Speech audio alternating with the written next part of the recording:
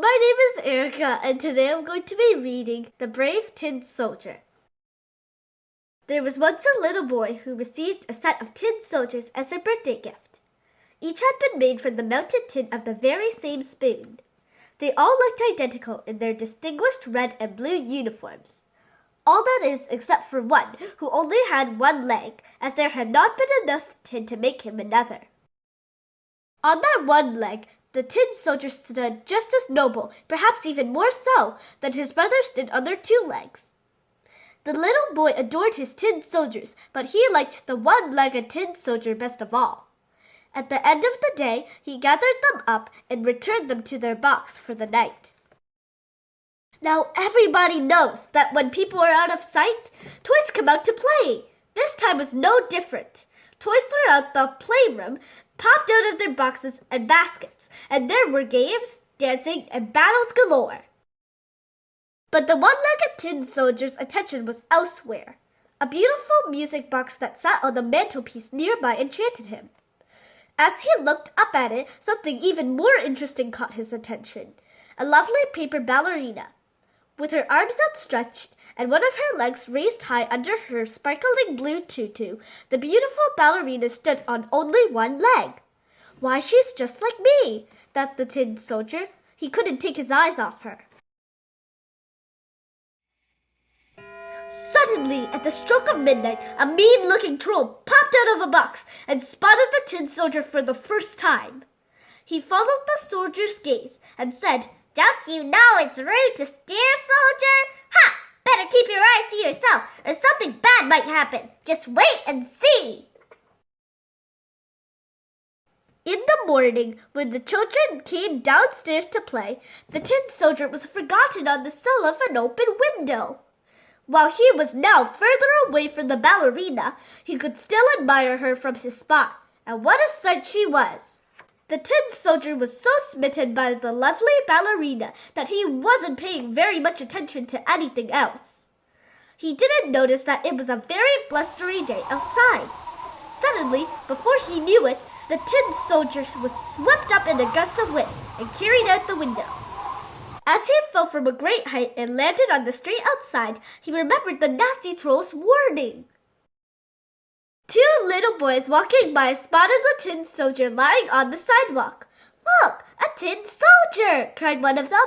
"Let's make a paper boat and send him off to sea!" exclaimed the other. "Look at that! He only has one leg!" The two boys made a paper boat out of newspaper, and in it went the tin soldier. They placed the boat in the gutter, let go, and with that the tin soldier sailed off downstream. The current was strong from the morning rain, and the flimsy paper boat whirled about dangerously. But the tin soldier was brave and didn't flinch once. Up ahead loomed the opening of a drain to the sewer. Before the tin soldier could consider escaping, the paper boat whooshed down the chute of water into the darkness of the underground tunnel. "Where am I now?" wondered the tin soldier. "If the ballerina were here with me, I wouldn't mind the darkness." The roar of the water was loud and alarming. The boat rushed on down the stream, swept up in the current. Suddenly, the tin soldier discovered he wasn't alone.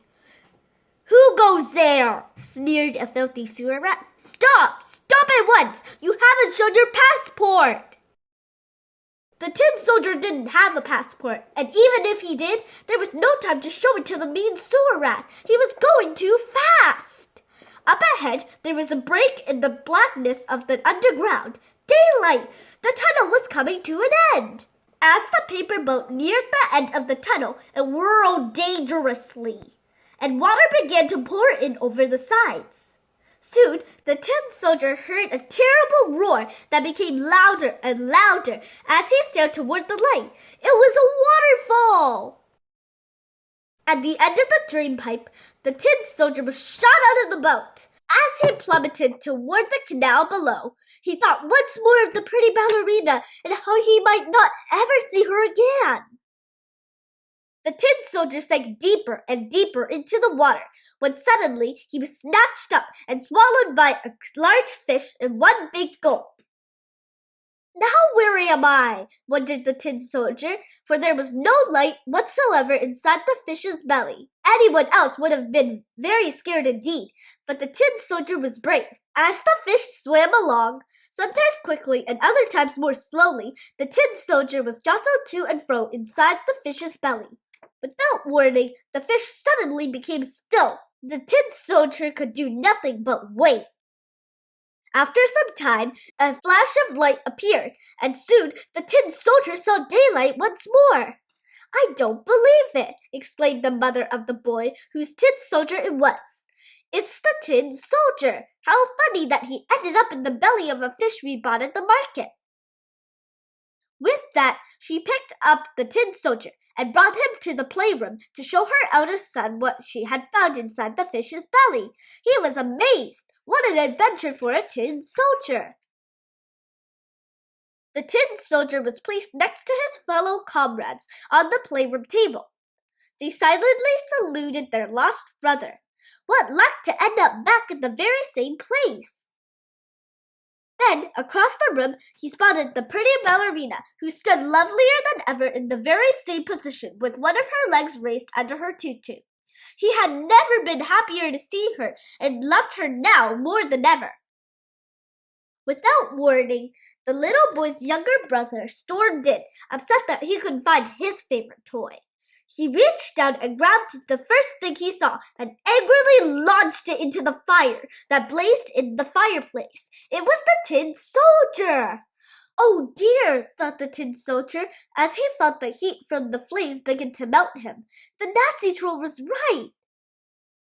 Suddenly, the window from which he had first fallen swung open with a gust of wind, and the lovely paper ballerina was also blown into the fire beside the tin soldier. For a fleeting moment, they stood together, and the next, she was gone. Some time later, the children's father came to clean the fireplace and collect the ashes. There was nothing left of the tin soldier and the paper ballerina, but there, lying on top of that pile of ashes, lay a little red heart made out of tin. The end.